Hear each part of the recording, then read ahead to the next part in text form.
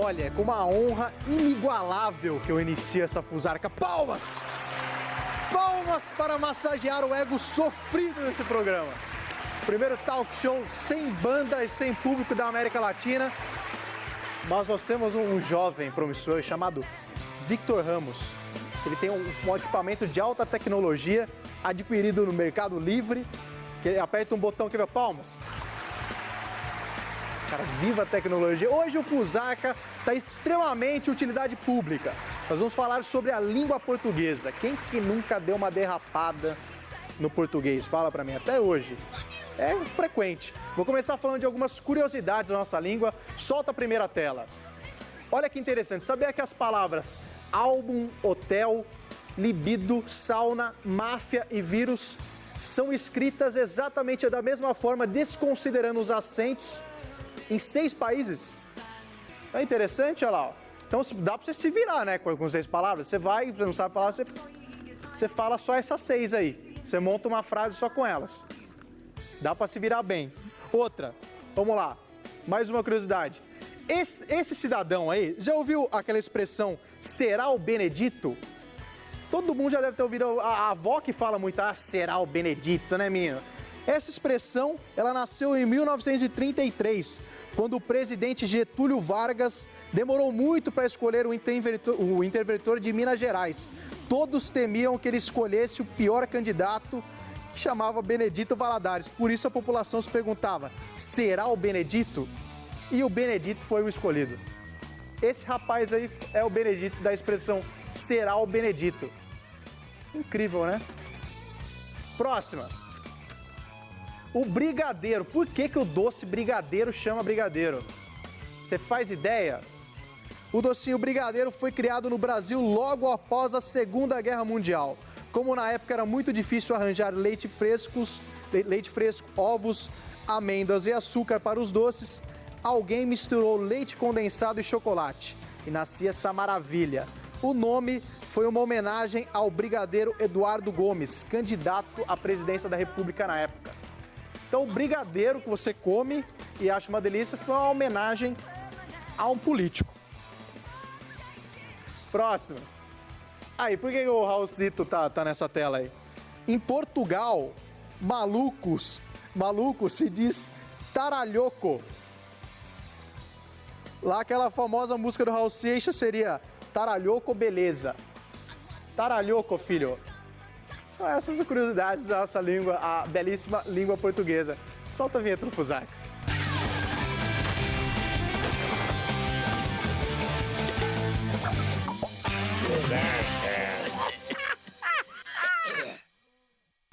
E o convidado de hoje do Fusarca é o professor Fernando Bandini. Onde estava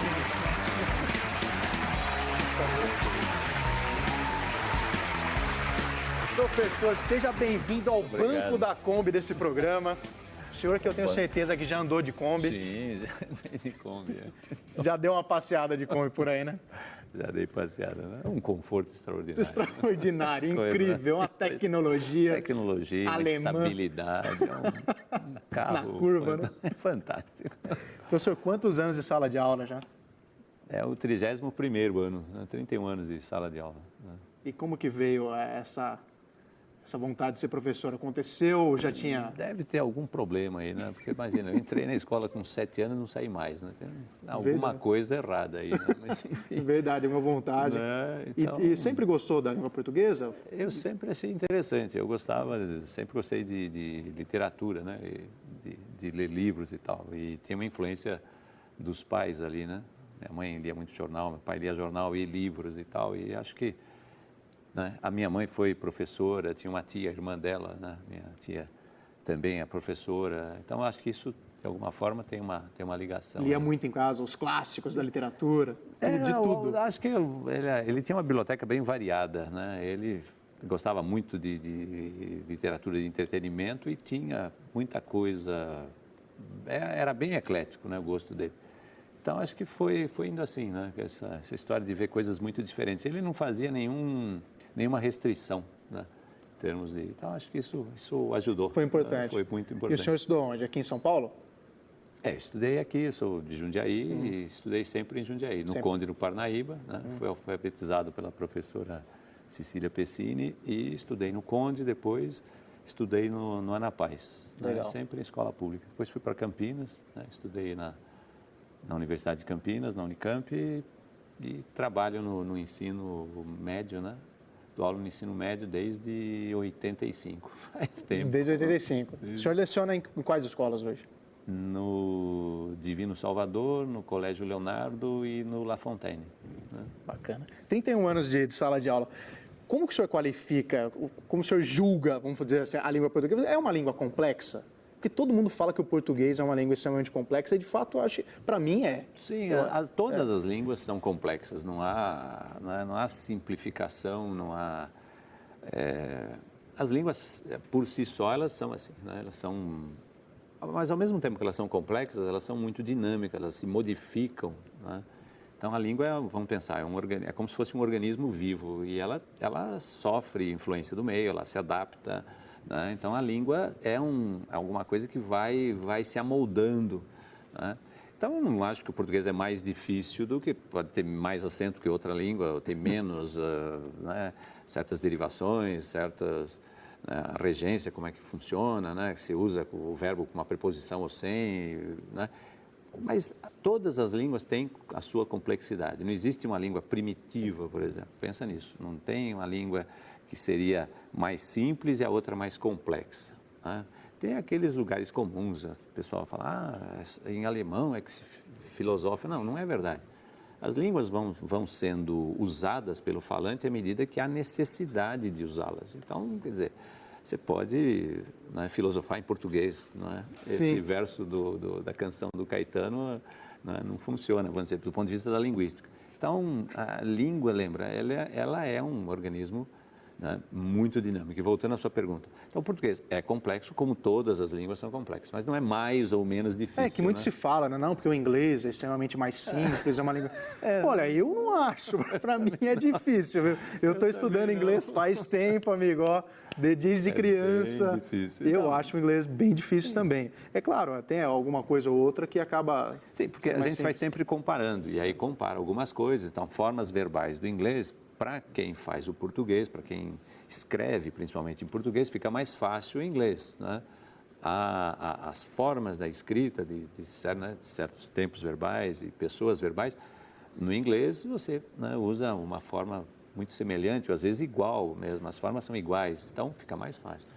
O melhor exercício para aprender a falar e escrever direito é a leitura, sem dúvida. A leitura é fundamental, né? Para a escrita, a leitura não só ajuda, ela é fundamental. Você precisa ler muita coisa, né, e vai acertando a escrita. Por influência, por isso, claro, tem os sujeitos que já nascem com uma capacidade muito grande, um dom, né? Tem alguns autores que você vê que nascem prontos, mas eu costumo dizer, quer dizer, para os alunos, quem nasceu pronto, vamos dizer, aos 17 anos já estava pronto, você tem o Arthur Rimbaud, né, dos franceses, e a Clarice Lispector. Eles já nasceram prontos. Realmente. Aos 17 eles já fizeram obras-primas, mas vamos dizer, geralmente os autores, eles também vão se aperfeiçoando, eles vão criando, mas é claro, né? É uma questão também de leitura, né? Muito estudo, sem dúvida. Né? Tem os gênios, né? A gente que não tem que... Mas eu acho que a língua é acessível, né? Mas você precisa se empenhar. Né? Como o senhor vê hoje, com esse avanço da tecnologia, a internet, a gente está falando sobre isso aqui nos bastidores, né? A gente vê que a escrita tem mudado, né? A forma de se comunicar. Olha, eu vejo com bons olhos. Eu não acho que seja necessariamente um problema. Lembra, português você tem algumas regras. Existe o que a gente chama de português padrão, né? Que é o que muita gente chama de certo. Vamos dizer que o padrão é uma certa norma da língua, né? Aquela que você usa para que todos também entendam. Então, você tem que ter uma normatização disso. Se cada um, por exemplo, escrevesse como quisesse, ninguém ia entender. Vira um dialeto. Exato, e ninguém entende nada. Então, lembra, você escreve de uma forma só e cada um pronuncia de um jeito, né? Então, você escreve lá P-O-T-E, lê pote, e outro lê pote, e outro lê pote, né? Tá, mas se cada um escrevesse como iria pronunciar a palavra, seria um caos. Então, você tem a palavra escrita de um jeito, e aí cada um vai pronunciando dentro da sua região, dentro do jeito que, enfim, aprendeu. Isso não é um problema. Na internet, o que acontece é que, vamos dizer, a garotada se apropriou de uma língua, né, dentro de uma das particularidades dela e criou uma série de mecanismos para ser mais rápido. Veja que eu acabei de fazer um corte, que é o pra, que, né, não seria admissível há algum tempo. Talvez eu tenha colegas que até recriminem um professor de falar pra, mas veja, você precisa usar o que a língua tem, né, de dinâmica. Então, acho que a meninada se apropria, eles entendem, né, e funciona. Então, eu vejo isso com bons olhos, né? Não acho que a língua, vai perder, essa meninada não sabe escrever, eu não vejo assim. As palavras não serão substituídas pelas abreviações, né? Está fora de cogitação. Eu acho que não, porque, veja, tem um momento que não serve, aquilo não serve, não funciona. Às vezes, para recado, para mensagem, para algumas coisas, funciona, mas em outras situações não vai funcionar.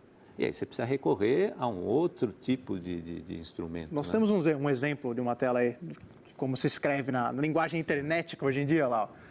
Você virou VC, verdade virou verdade, certeza CTZ e beijos BJS. Tá bom, né? E assim, veja, tem um escritor português muito interessante, que é o Virgílio Ferreira, e ele diz que a língua, ela engole tudo.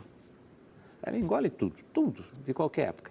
E de alguma forma ela devolve, né?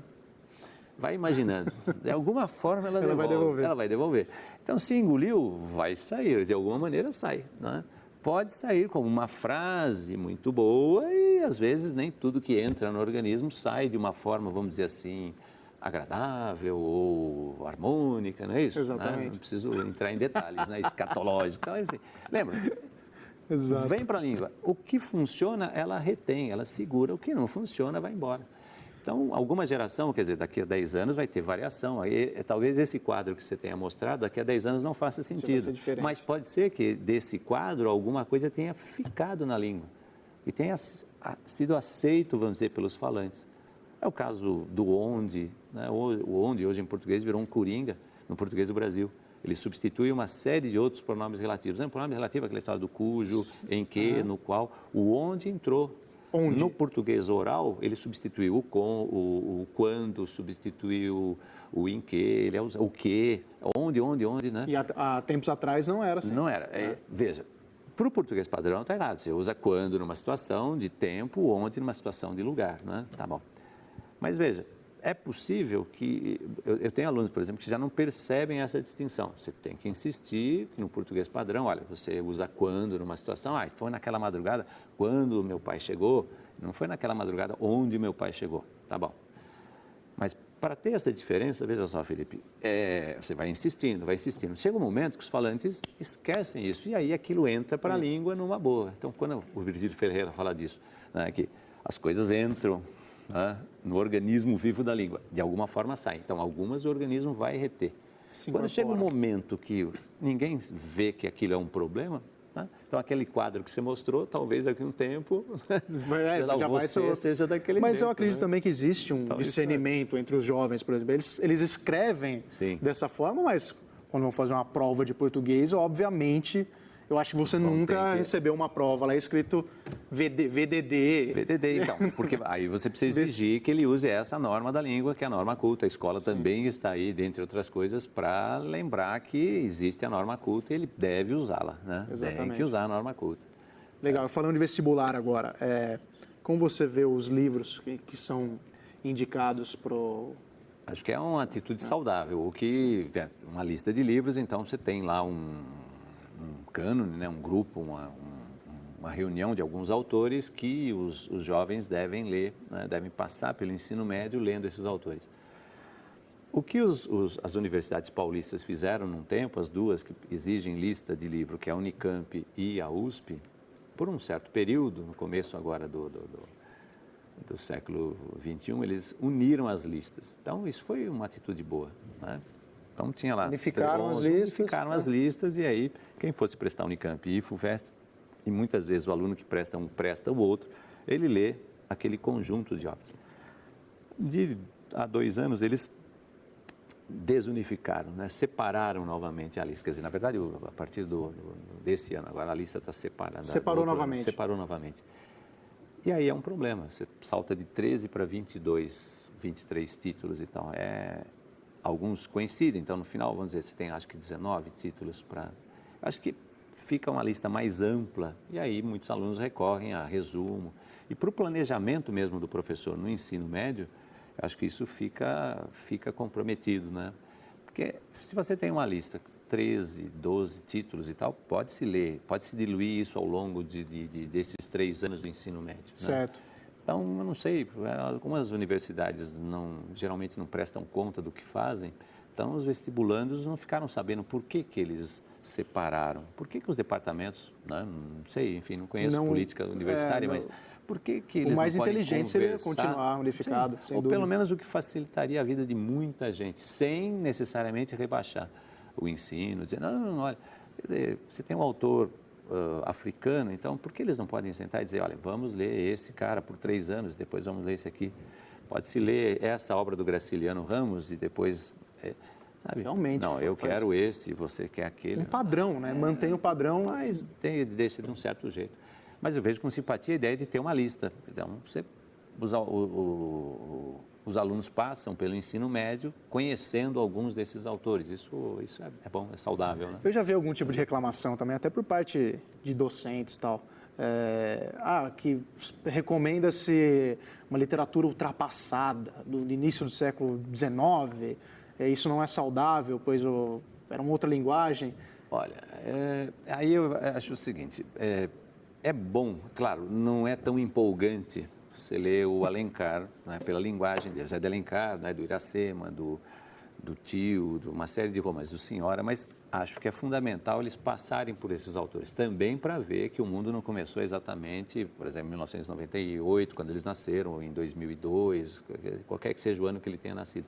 Então, teve gente que escreveu antes, teve gente que pensou antes, teve gente que... E escrevia numa língua diferente. Português de 1870, o Alencar escreveu parte da obra dele entre a década de 60, 70, né, e tal. Então, o 1800, né? 1800, então, mas é um outro português, são outros costumes, é uma outra sociedade. Eu acho importante que os alunos, por mais que possa parecer, coisa chata e tal, dependendo de como o professor pode encaminhar isso, pode ficar uma coisa prazerosa ou pode ser uma coisa interessante. Às vezes nem tão prazerosa, mas pode ser interessante.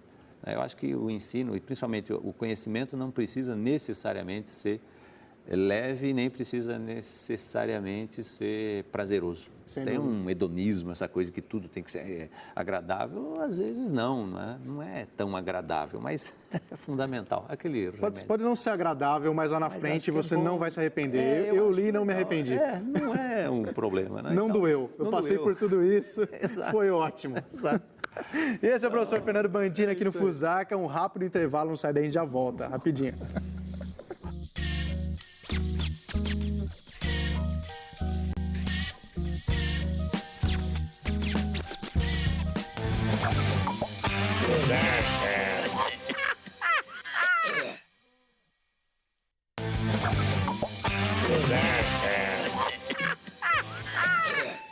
Esse é o Fusarca, hoje com o professor Fernando Bandini. Palmas para o professor Fernando Bandini. Tem 31 anos. De magistério, a idade bem mais, mas enfim. De magistério. Professor, o brasileiro fala muito errado? Então, vamos voltar àquela questão. Há formas que podem ser mais coloquiais, né? Essas formas do dia a dia. Então, lembra que em linguística você não vai ter o certo e o errado. Você tem o adequado e o inadequado, né? Então, nas estruturas das línguas, não tem a noção do certo.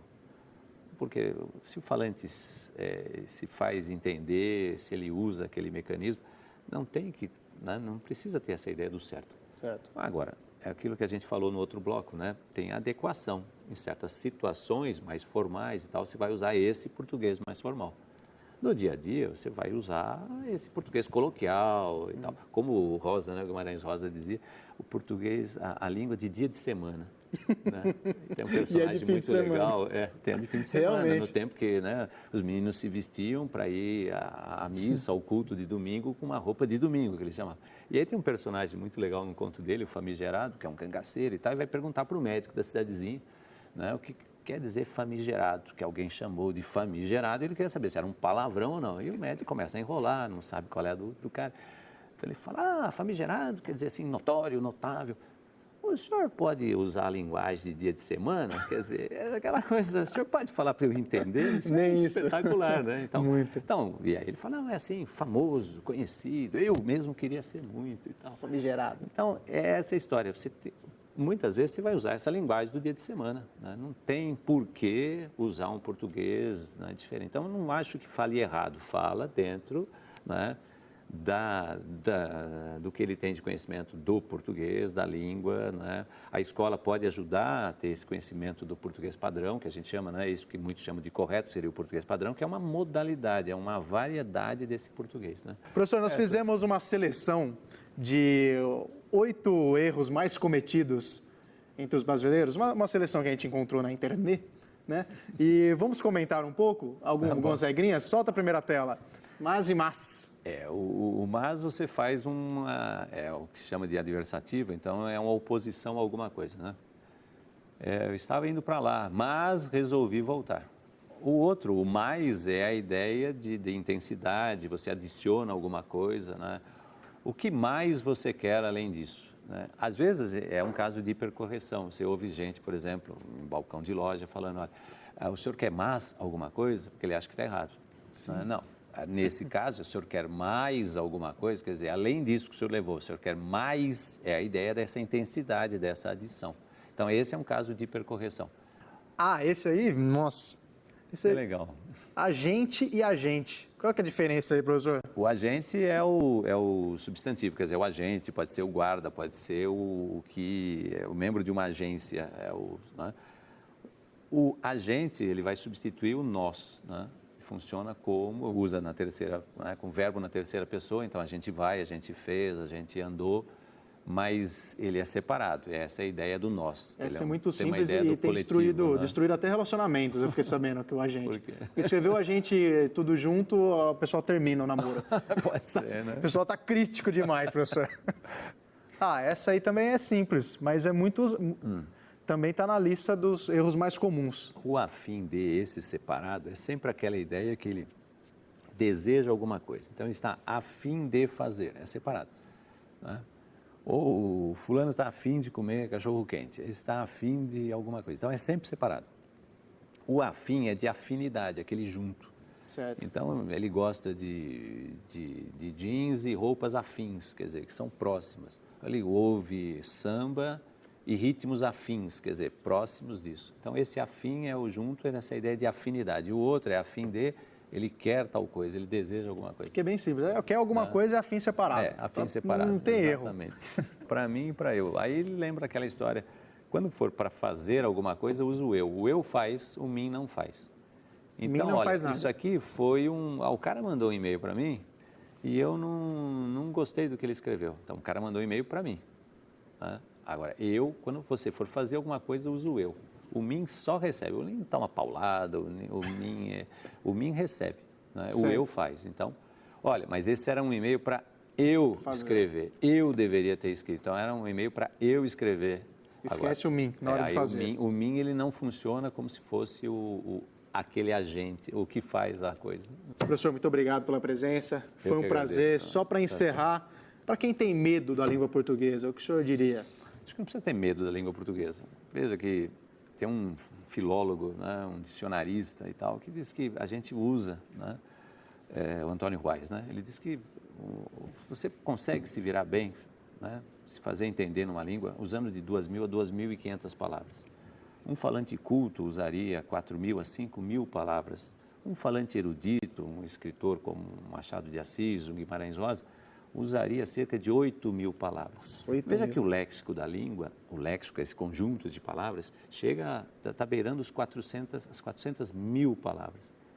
Se você usa 4.000 como um falante culto, você está usando 1%. Se você usa para se virar e tal 2.000, você usa 0,5%. Se você é um falante erudito que usa 8.000, você usa 2% da língua, desse léxico de 400.000. Então, veja, você ter dúvida de como escreve, ter dúvida da pronúncia, são muitas palavras que a gente não usa. Uma série, são milhares delas que a gente não usa. Então, conhecer 1% já é legal. Já é legal. E o que eu falo para os alunos é assim, vocês não tenham vergonha de perguntar. E não tenham vergonha também de dizer, olha, eu não sei, mas vai atrás disso. Né? Saiba. E não aceite que as pessoas humilhem, porque, né? Você não sabe isso, como não sabe? Você tem que saber, né? Mas você tem que procurar saber também. Né? Pesquisar. Então, não é para se intimidar. Né? É 1%, não está difícil, né? Aquela história, não é.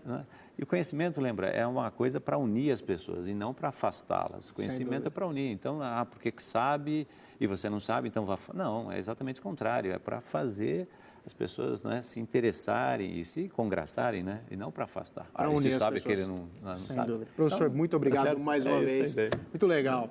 Falar Bem. sobre a nossa língua complexa, que é o português. Nem tanto. Nem tanto. E esse foi o Fusarca. Terça-feira que vem tem mais. Esperamos você, claro. Um beijo. Até lá.